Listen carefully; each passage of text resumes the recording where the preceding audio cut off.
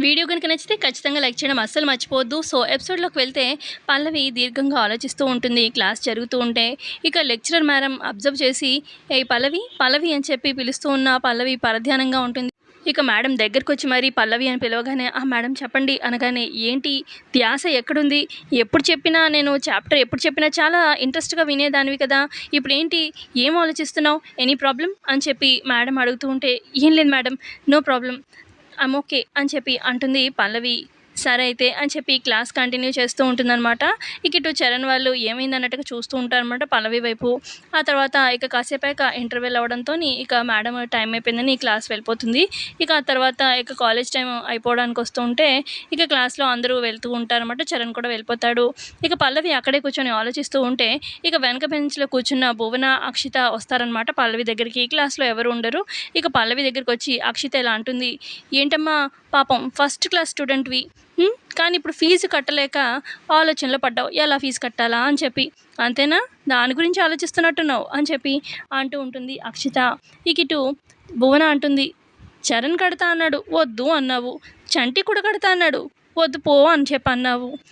ఆఖరికి నువ్వే కడతా అన్నావు. ఎలా అమ్మ కట్టేది? నీ దగ్గర ఏం డబ్బులున్నాయని?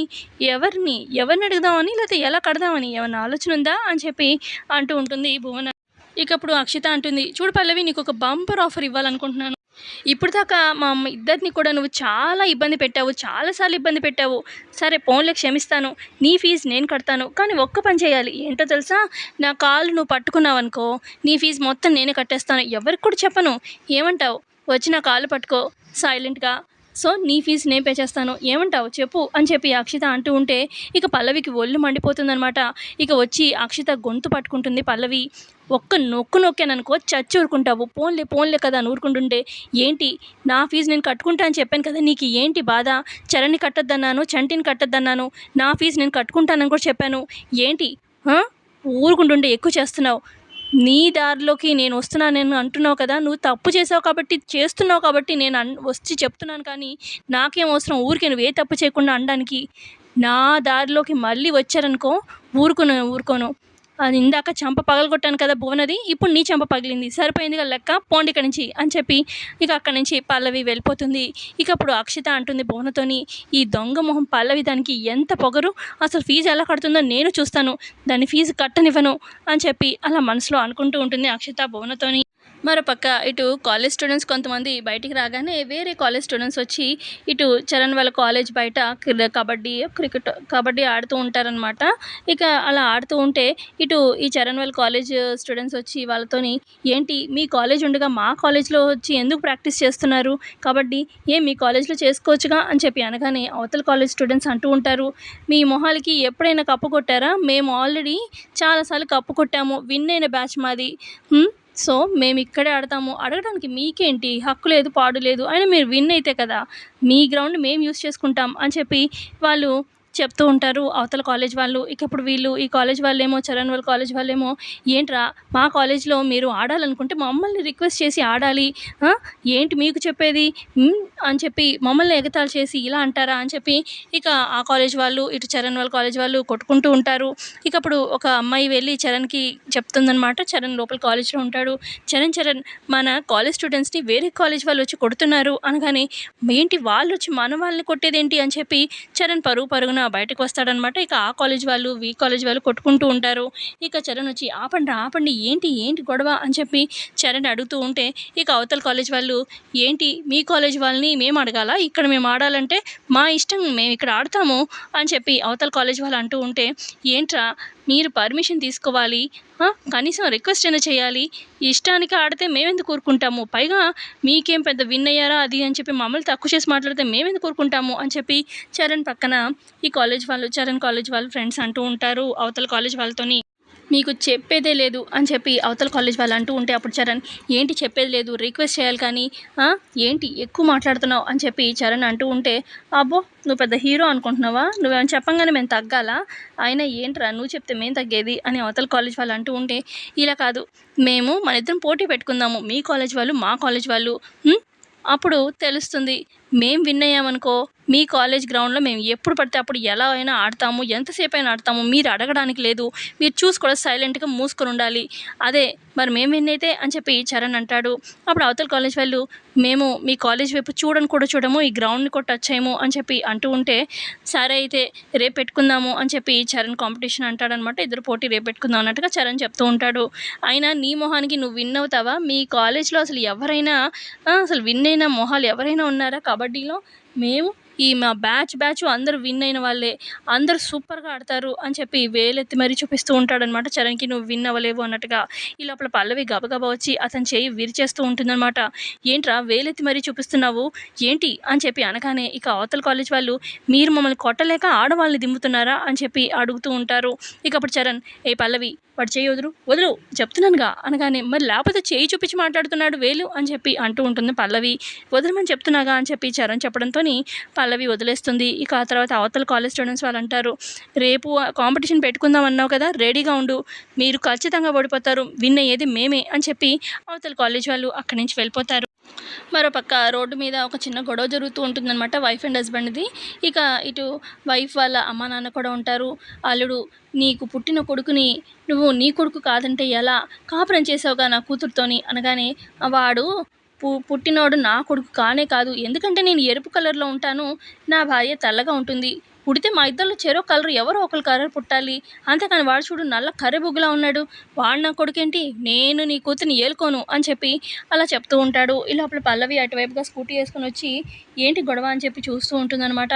ఇక అతనికి ఎలాగైనా బుద్ధి చెప్పాలి అని చెప్పి బ్రదర్ నువ్వు కరెక్ట్గా చెప్పావు, నీ భార్య వైపు తప్పు లేకపోతే నువ్వు ఇంత ఇదిగా మాట్లాడవుగా అనగానే రండి సిస్టర్ రండి, ఇప్పుడు దాకా నన్ను ఎవరు సపోర్ట్ చేసేవాళ్ళు లేక నా వైపు బలం లేకుండా పోయింది, మీరు కరెక్ట్ టైంకి వచ్చారు అని చెప్పి అతను అంటూ ఉంటే నీకు బుద్ధి చెప్పాలిరా, నువ్వు ఒక కిల్లి తిను, ఇదిగో ఈ కిల్లి ఎలా ఉంది, బయట కలర్ ఏమో గ్రీన్ కలర్ ఆకు, లోపల వక్క బ్లాక్, సున్నమేమో తెలుపు కలరు, ఈ మూడు నువ్వు నవ్వులురా, నవ్వులు ఉయ్యి అనగానే ఎరుపు వస్తుందన్నమాట ఉయ్యగానే. ఇక అప్పుడు పల్లవి వెళ్ళి అతను చంప పగలు కొడుతుంది.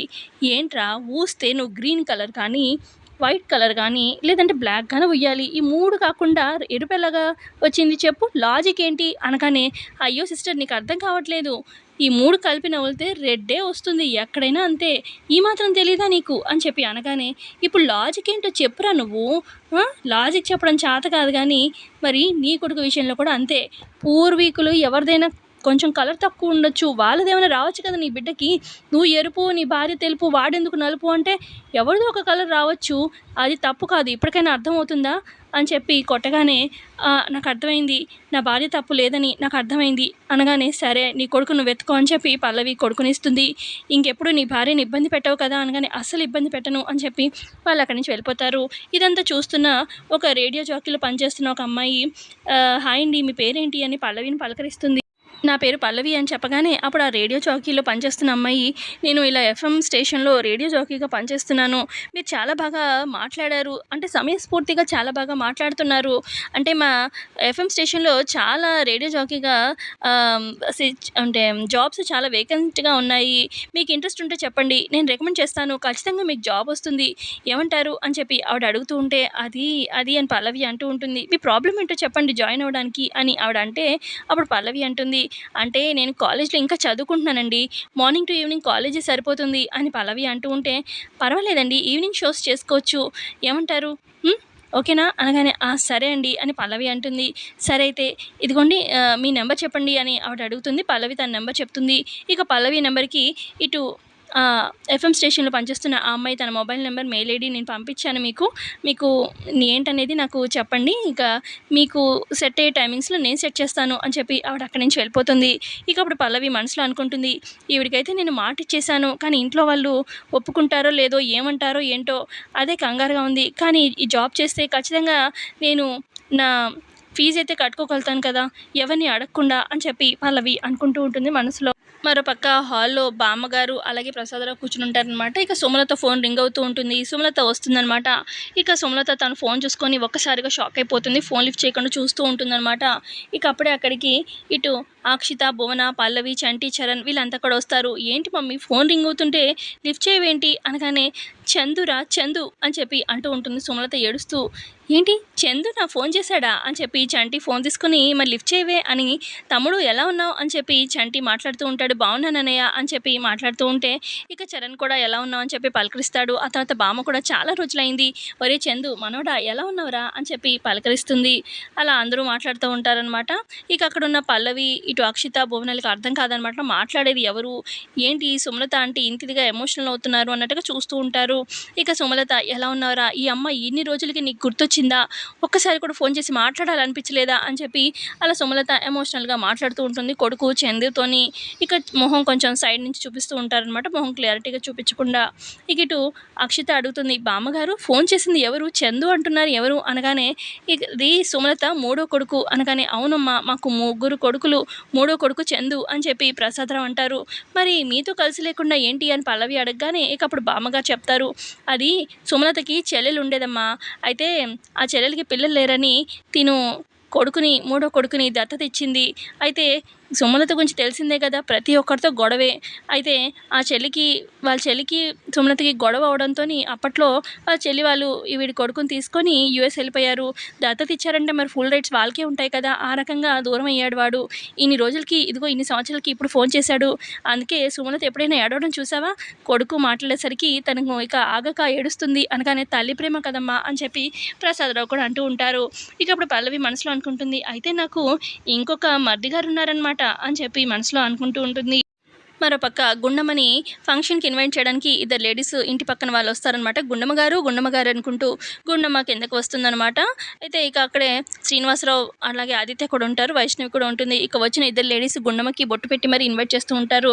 ఇలాగా మా అమ్మాయి ప్రెగ్నెంట్ అండి, తనకి శ్రీమంతం ఫంక్షన్ చేస్తున్నాము, తప్పకుండా రండి, వైష్ణవి నువ్వు కూడా రా మీ అక్కతో కలిసి అని చెప్పి ఇన్వైట్ చేస్తూ ఉంటే అప్పుడు గుండమ్మ, మన కళ్ళ ముందు పెరిగింది మీ అమ్మాయి, అప్పుడే ఆ అమ్మ కాబోతుంది, తల్లి కాబోతుంది, చాలా సంతోషంగా ఉంది అని చెప్పి గుండమ్మ అంటూ ఉంటే, ఆడపిల్లలు ఎంతండి ఇట్టే పెరిగిపోతారు కదా అని చెప్పి అంటూ ఉంటారు వచ్చిన వాళ్ళు. సో ఇంతే అండి ఇవాళ ఎపిసోడ్ జరిగింది. ఎపిసోడ్ నచ్చిందా, నచ్చితే ఖచ్చితంగా లైక్ చేయండి. Thanks for watching.